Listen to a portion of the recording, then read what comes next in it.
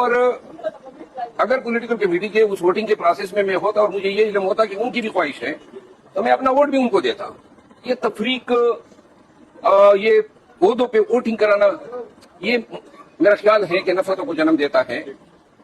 اس وقت میں آج جو D G I S P R نے پریس کانفرنس کی ہے، اس کے بعد تو وہ ضرورت یہ ہے نا کہ ہم اتفاق سے خان صاحب کے کاس کو لے کے آگے بڑھیں. میری اپنی تئیں یہی کوشش ہے. سر بھی آپ کی گوہر صاحب سے ملاقات ہوئی ہے تو انہوں نے کو بتایا تھوڑا بہت کہ خان صاحب کی کیا ہے؟ میرے خیال ہے کل میں ملوں گا تو اس کے بعد شاید خان صاحب اپنا فیصلہ پبلک کریں گے. کیا وجہ آج آپ کو کیوں نہیں ملنے دیا گیا؟ کیوں نام آپ کا؟ میرا خیال ہے خان صاحب مجھ سے اگر کوئی بات کرنا چاہتے تھے تو ان سب کے سامنے نہیں کرنا چاہتے تھے، کیونکہ وہ آج کی ملاقات ایسی ہوتی ہے کہ جس میں تمام سنتے ہیں، اور کل کی ملاقات کیونکہ عدالت میں ہوتی ہے تو وہ علیحدگی میں بات ہو سکتی ہے. مرو صاحب، آپ کا جو خاصا ہے وہ جلسے ہیں، کراؤڈ پولر ہیں، آپ لوگ آپ سے بہت محبت کرتے ہیں، تو جب آپ پی ایس سی کے چیئرمین فرض کرنے بن بھی جاتے ہیں تو میرے خیال سے بڑی بھاری ذمہ داری اور ادھر سے آپ کا کٹ آف ہو جائے گا، کیا کہتے ہیں؟ نہیں کٹ آف، دیکھیں پی ایس سی کے چیئرمین کے لیے یہ میری کوئی نہ درخواست تھی نہ خان صاحب کو کوئی خواہش کی تھی. بیرسٹر عمیر نیازی صاحب نے اطلاع کی جب وہ ان کے پاس آئے تھے چیئرمین گور صاحب کے ساتھ کہ خان صاحب نے اپوزیشن لیڈر کے لیے عمر یوسف صاحب کا اور پیک کے لیے آپ کا نام دیا ہے.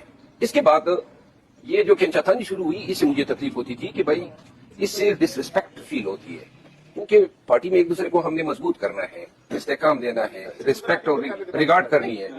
تو اس کے بعد جو ہے یہ اتنا لمبا ہو گیا اور اتنی بار یہ فیصلہ تبدیل کروایا گیا کہ وہ ضد سی بن گئی کہ کیوں یہ اس طرح ہو رہا ہے. تو لہٰذا یہ میں نے پارٹی میں تو ایسے نقصان ہوگا. پہلے حامد رضا کا نام سامنے آیا، پھر جو ہے شیخ وقاص اکرم کا، اور شیخ وقاص اکرم جو کہہ رہے ہیں مجھے تو پتہ ہی نہیں ہے. تو آپ کو کیا لگتا ہے کہ کون اس کے پیچھے کیوں یہ لابی ہو رہی ہے آپ کے خلاف؟ کیوں ایسے ہو؟ دیکھیں جی، یہ معاملات افہام و تفہیم سے بھی حل ہو سکتے تھے نا. پولیٹیکل کمیٹی میں مجھے اطلاع کرتے میں آتا اور میں خود ان کا نام تجویز کرتا تو کتنے پیار سے بات سلجھ جاتی. یہ ووٹنگ کرا کے کہ فلاں نے اتنے ووٹ لیے فلاں نے اتنے لیے، یہ تحقیر آمیز ہوتا ہے. خان صاحب نے کبھی ووٹنگ کے لیے کوئی ہدایت نہیں دی تھی. یہ انہوں نے میری غیر موجودگی میں اپنے تعین فیصلہ کیا. ان چیزوں سے اجتناب کرنا چاہیے. باقی میں ایک دفعہ پھر آن ریکارڈ کہنا چاہتا ہوں کہ شیخ وقاص اکرم اگر میں پولیٹیکل کمیٹی میں ہوتا تو اور مجھے ان کی خواہش کا علم ہو جاتا تو میں اسی کمیٹی کے سامنے ادھر ہی کہہ دیتا کہ بھائی اس کے دے دے، ہمارے لیے جلسے جلوس احتجاج ہی کافی ہیں، ہم وہی کر لیتے.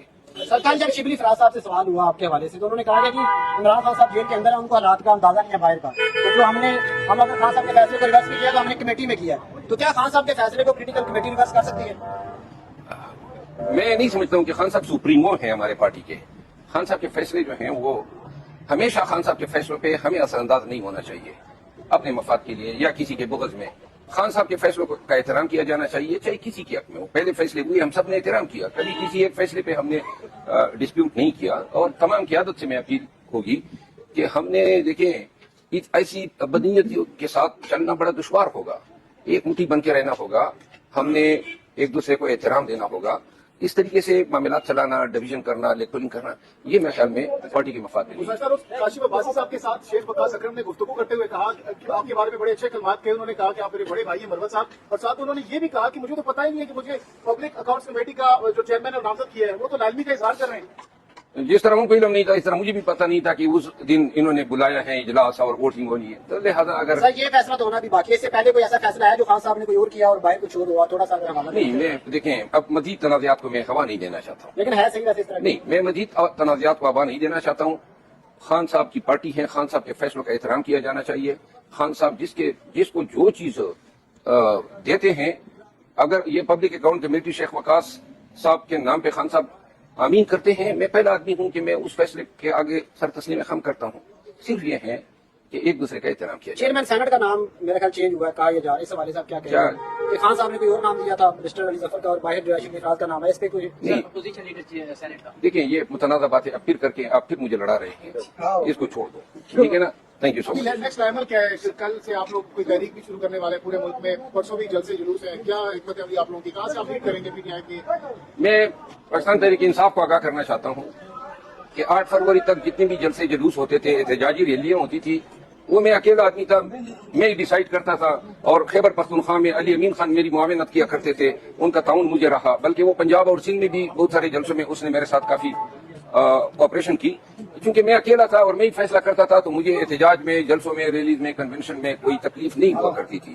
اور ہمیں کہیں بھی اجازت نہیں ملی جلسے جلوس کرنے کی، ہم خود ہی عوامی طور پہ کیا کرتے تھے. اب چونکہ قیادت باہر آ گئی ہے 8 فروری کے بعد، تو لہٰذا اب قیادت جو ہے وہ فیصلے کرے گی کہ جلسہ جلوس کیا ہوگا.